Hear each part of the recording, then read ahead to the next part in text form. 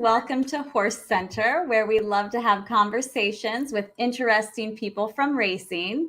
And tonight we have, as always, the irreplaceable Swiss Army Shawn. And our special guest for tonight is an extremely successful businesswoman who has worked at HBO, co-founded one of my favorite channels, HGTV, and CNBC, is in the Cable Hall of Fame, has been named Woman of the Year and Most Influential Woman in Cable, the author of 3 books. You've done a TED Talk, which is like goals for everyone, I feel like. So welcome to the show, Susan. Thank you. It's delightful. I'm so happy I'm here. Yes, I personally am so excited to have you on tonight because I grew up on the backside with both of my parents being jockeys and then trainers. And I've honestly never had a conversation with someone from the front side, as we like to call it. So right. I'm very excited to see what we can learn about more the business side of horse racing tonight. So. Well, okay. Now that tees us up. Yeah. In addition to all of those accomplishments and adventures that I listed at the top there, you also were on the board of directors at Colonial Downs for several years. Now, this might be a stupid question. Please forgive me. But like I said, I don't know much about the business side. What exactly is a board of directors for a racetrack? What do they do? Well, a board of directors would help to guide and support the leadership at a racetrack, or if in the case of Churchill, we had several racetracks. So, we would meet quarterly usually, and we meet with the leadership there. And if they had big strategic questions or questions about additional investment, we would help them with that. So for example, I was on the strategic planning committee. One of our questions that we wanted to answer is, how can we make better use of the tracks, since they're, usually only in use 30, 40, 50, 60 days a year. You have all that real estate. So those kinds of big questions, and the board of advisors helps them to provide guidance in those kinds of areas. Okay, wonderful. Now, how did you get involved in horse racing in the first place?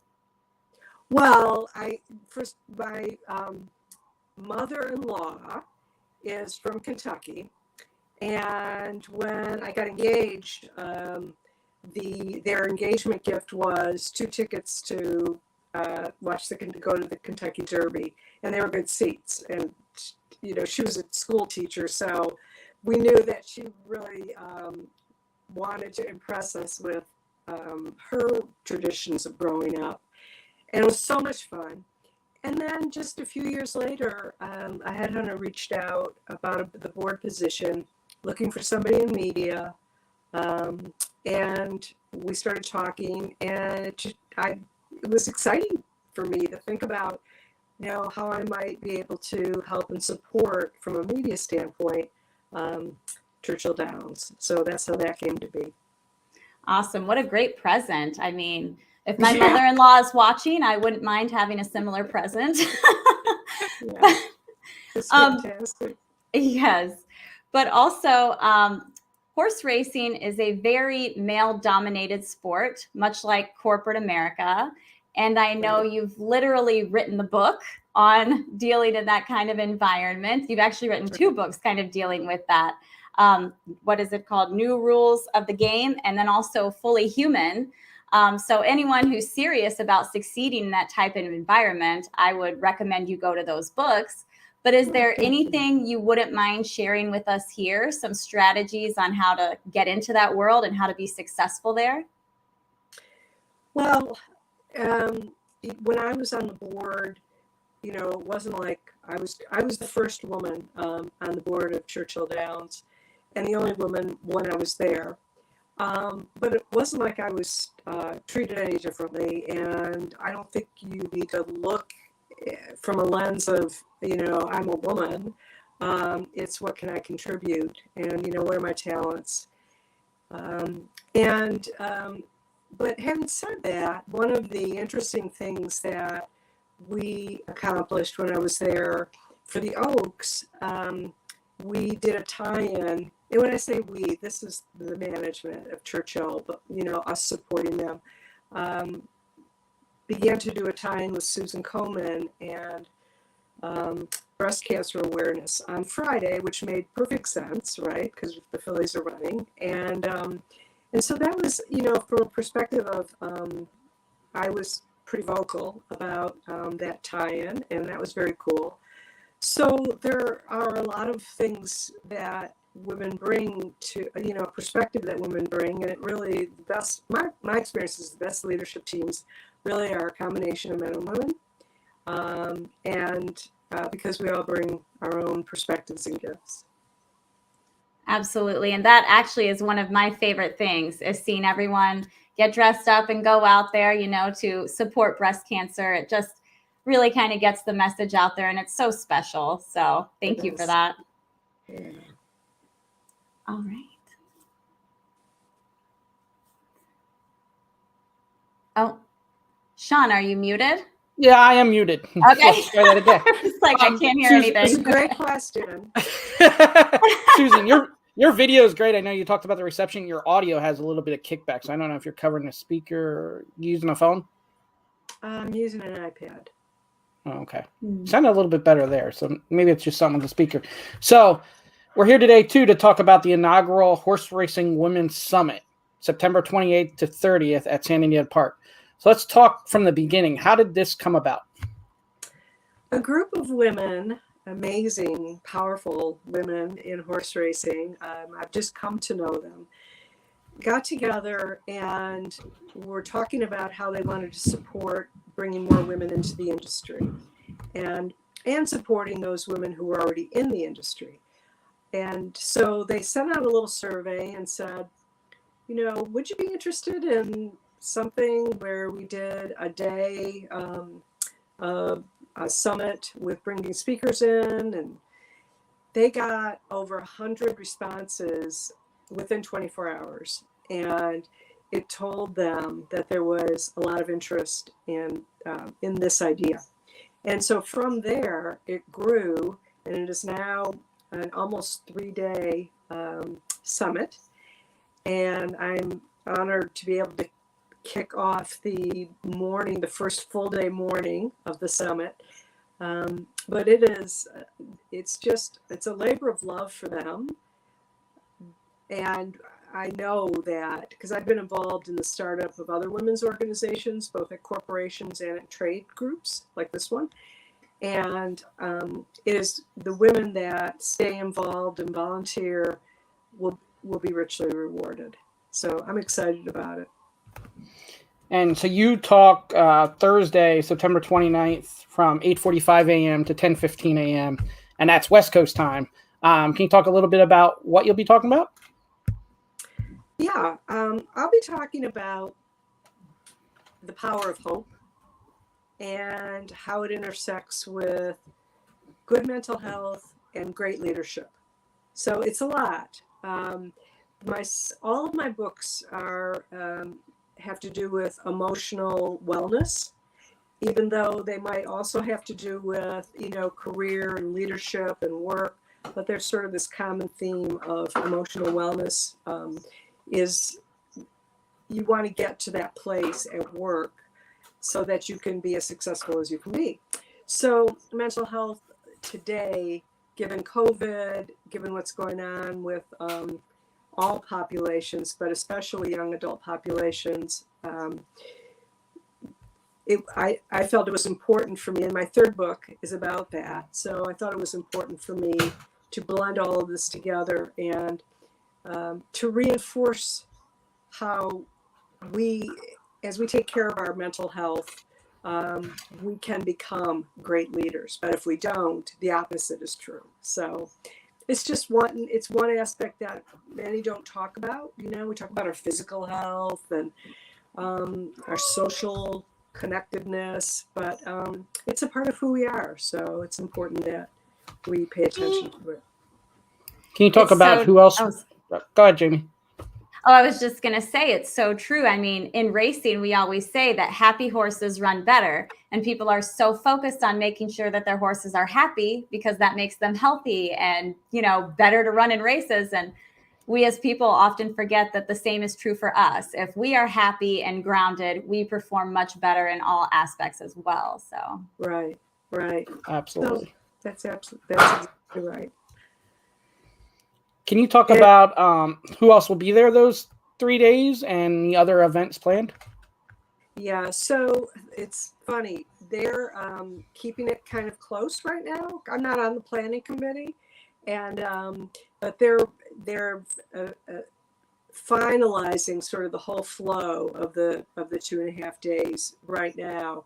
I haven't seen it yet, so I can't share that with you. But I know that there'll be a panel on. There'll be several panels. One will be on leadership. And I know that there's going to be someone that's going to be speaking about handicapping, and they're going to have some time actually at Santa Anita on Friday afternoon to actually be at the races, which will be a lot of fun.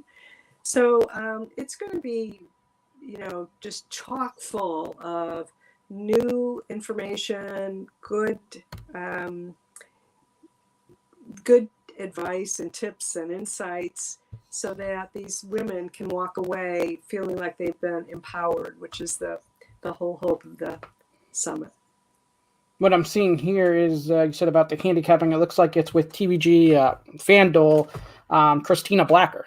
Yes, Friday. Christina, that's right. And everybody's excited about her coming. Yeah, she's fantastic. Now, I also saw this is not just for women as well, right? If you are a guy, right, you can attend too, right? Yeah, and we hope that men do come. I mean, I do a lot of speaking engagements, and while they're often from women's organizations, I encourage, and those that create the organization encourage the men that are there to show up, and we often get a fairly good turnout of men, and so I hope that would be the case with this too.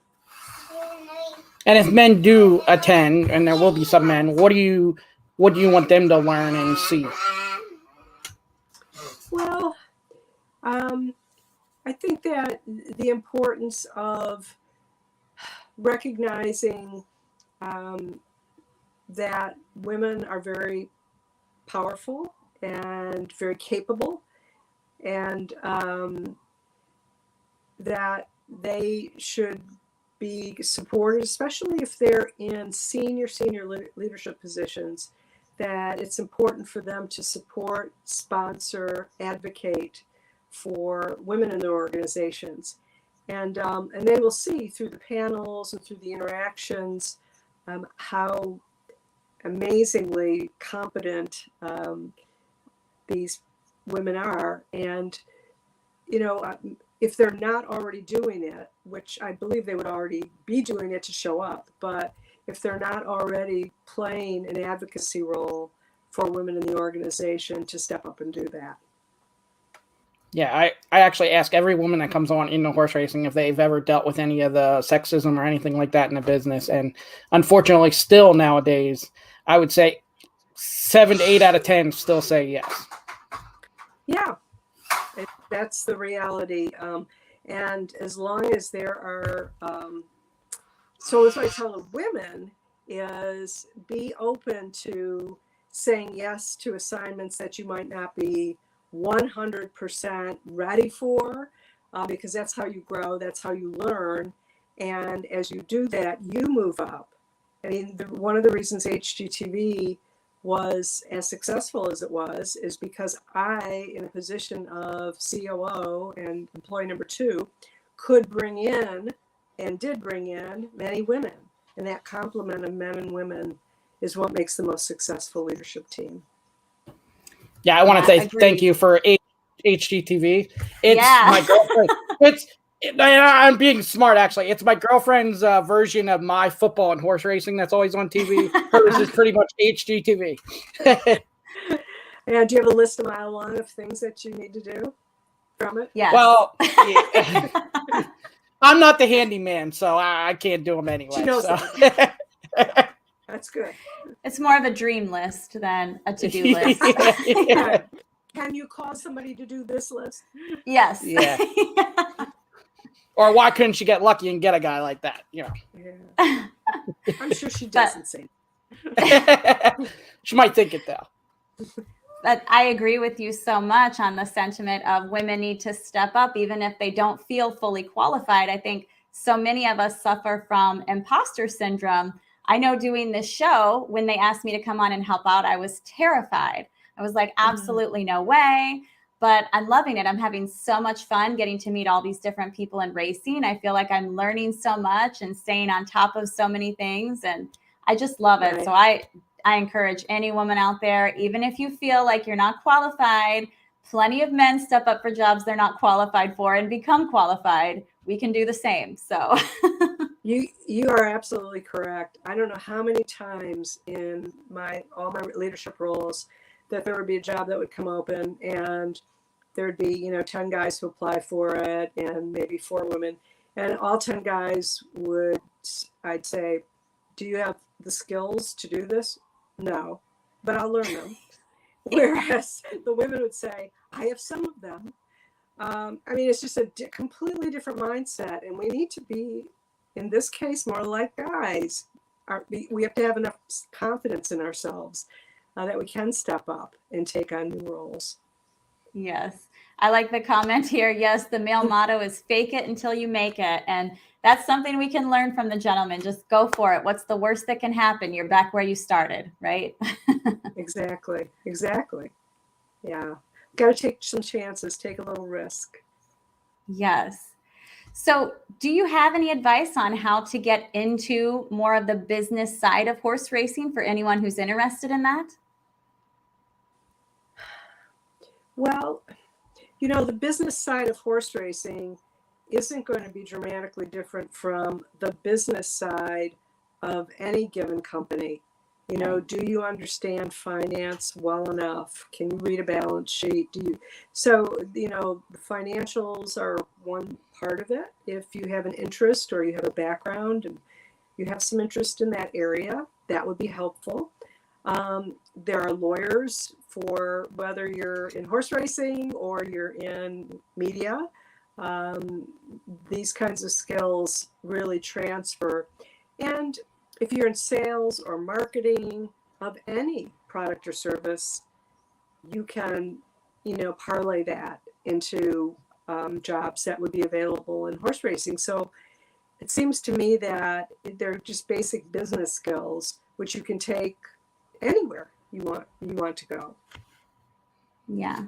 Something good to keep in mind for people who aren't necessarily as interested in working with the horses day to day or as gifted in doing that, because it definitely requires skill, but who still want to be involved in horse racing. There's plenty of opportunities out there that aren't necessarily riding a horse or doing whatever with a horse. You can still help the industry, grow the industry, like your role with the board of directors. I'm sure you did plenty of things to help grow the sport in your time there. So yeah.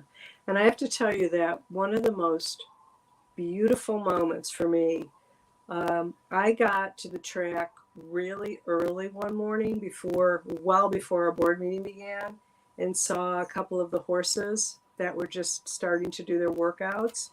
And, the sun was coming up, and they're such beautiful creatures. You fall in love with them. And, so I think that anyone who has any interest at all ought to consider the industry. yes, those are my favorite times. Like most people hate getting up. I'm happy to get up at 4:30 in the morning and be there as the sun rises at the track. Right. It's the best. It's the most It beautiful, is. the quietest. It's just horses breathing everywhere. Yeah. I would be a lot more thrilled to do that too if I got to say good morning to horses instead of people. Okay, true. Fair. Well, there is that. Yeah. Yeah. So, Susan, what else did you do with Churchill Downs, and what do you think of the state of horse racing right now? Well, one of the biggest issues had to do with betting and online betting when I was there. And, that whole industry has changed and opened up, and that's a good thing. Um, the business itself, at least for Churchill, and I'm not revealing anything, it's a publicly traded company.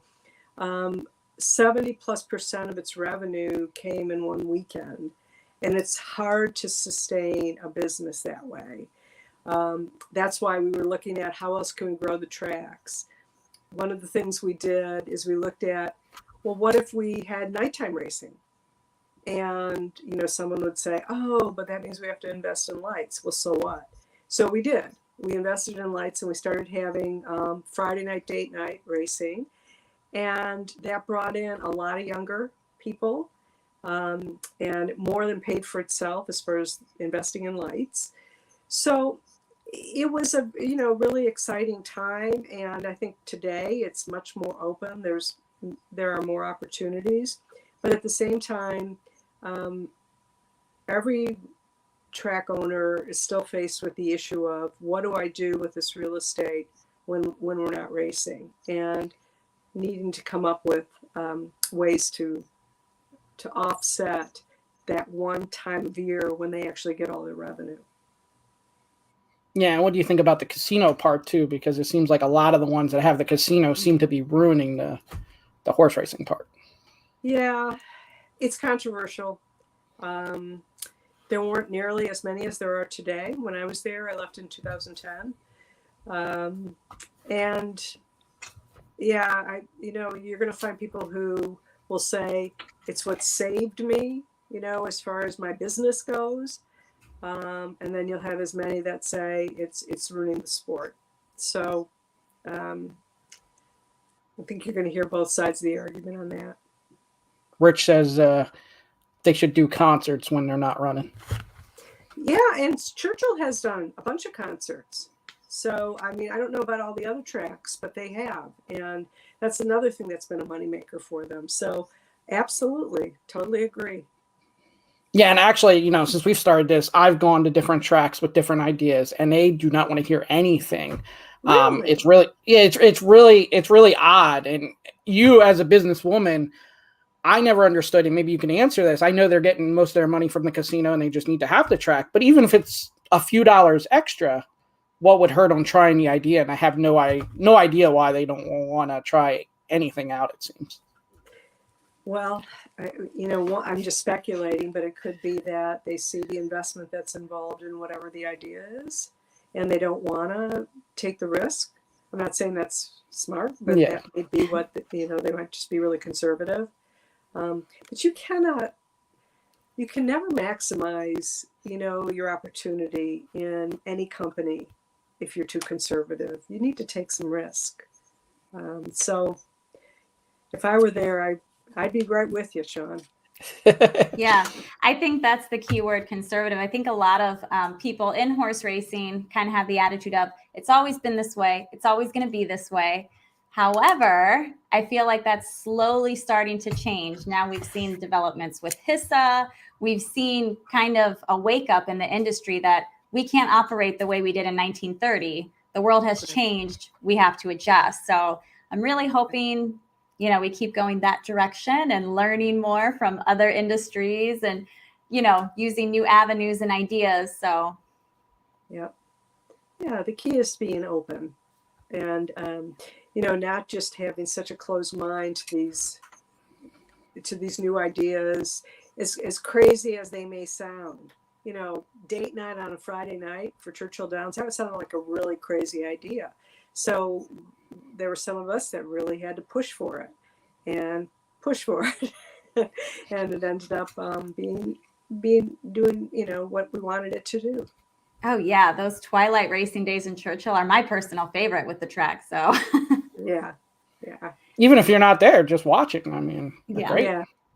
I agree. And I've heard from many people that the lights at Churchill are the best lights in the entire country.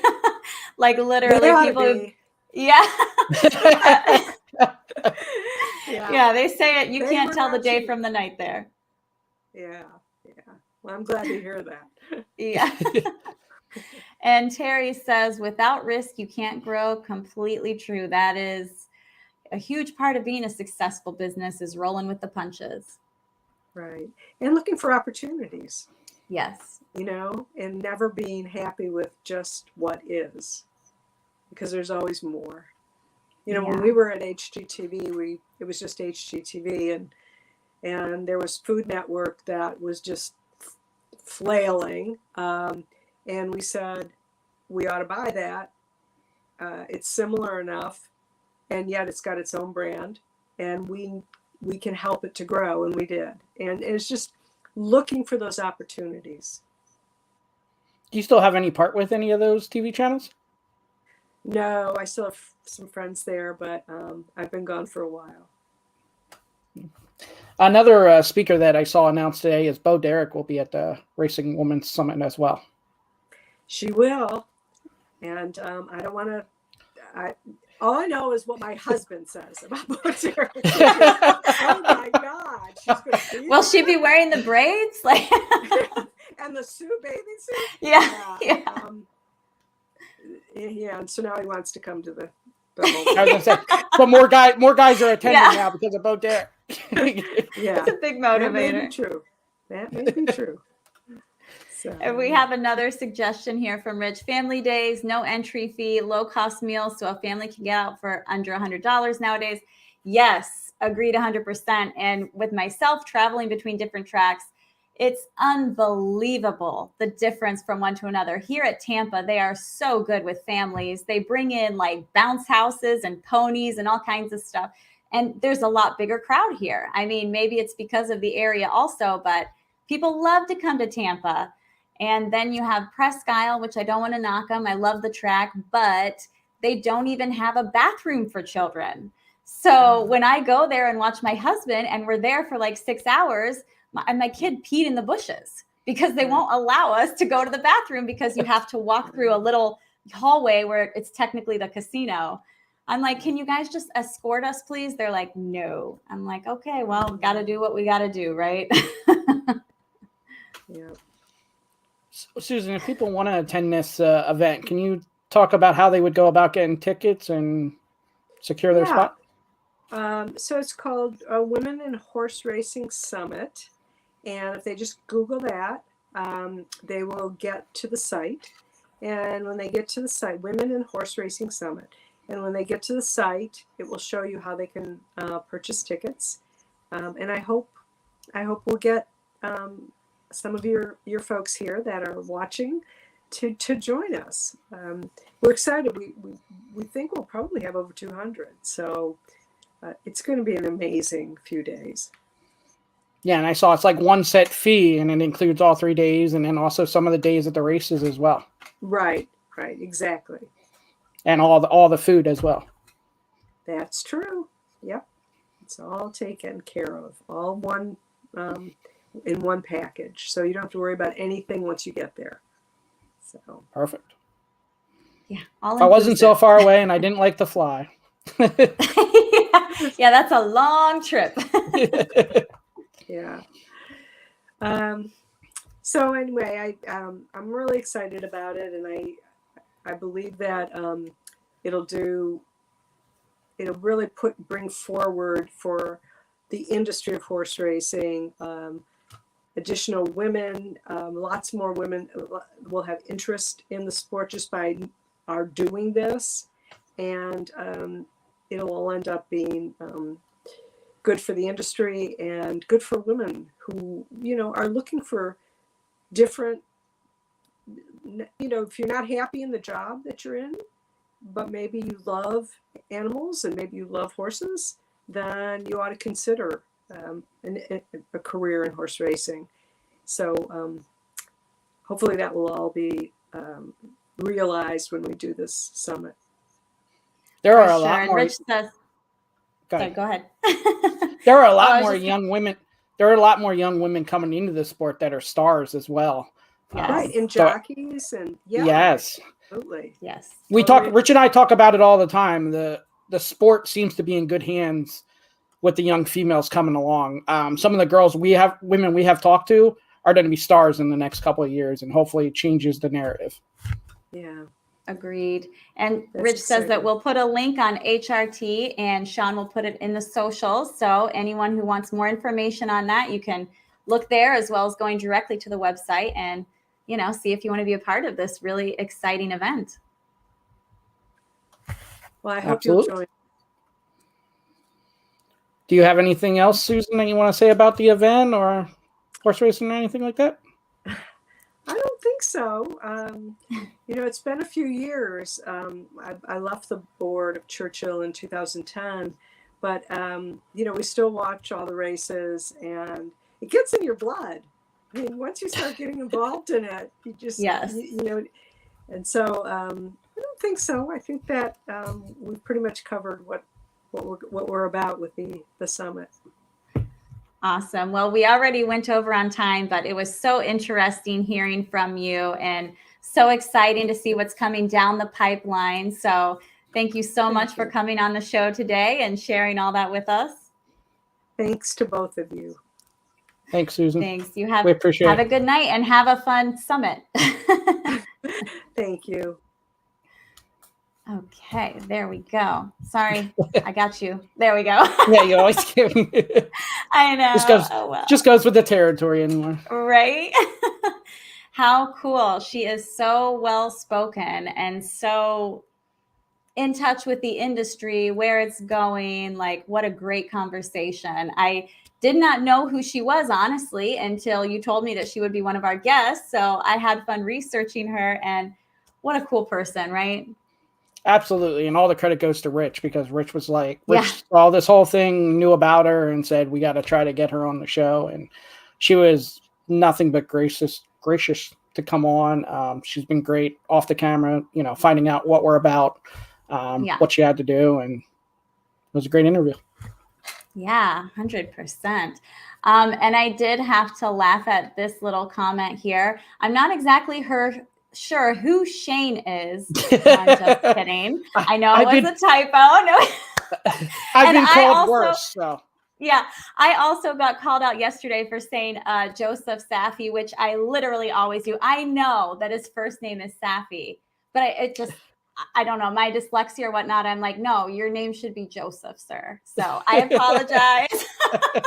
I probably will do it again. I apologize. I am so sorry.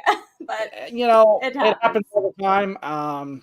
Even yesterday on socials, I spelled Sarah without an H, so I apologize to her. Just things that happen all the time. Nobody even called me out on that. But I called myself out on that. But right? There's things like that happen all the time. And Shawn changed his name. Sure. Breaking news, you changed your name. Okay, great. Now it's Swiss Army Shane. Usually it's SEAN is what people want to spell my name. Yeah. But, I like it your way better, though, because that doesn't make it. That's Scene. That's not Shawn. That's Scene. I agree. All right. So as far as horse racing news goes, it's like better and better every day. We just spoke yesterday about Del Mar and the myriad of successes that happened with that meet. And now we have a similar situation coming out of Colonial Downs. Very cool stuff. Hold on, let me see here. I wrote it down somewhere. Oh, their daily average betting was up 29% from 2021. Like, that's unbelievable. They had an all-time wagering high at this track over any other year ever, like in the history of Colonial Downs. And I wanted to say a direct quote from the executive vice president of Colonial Downs. He said, Virginia racing is stronger than ever.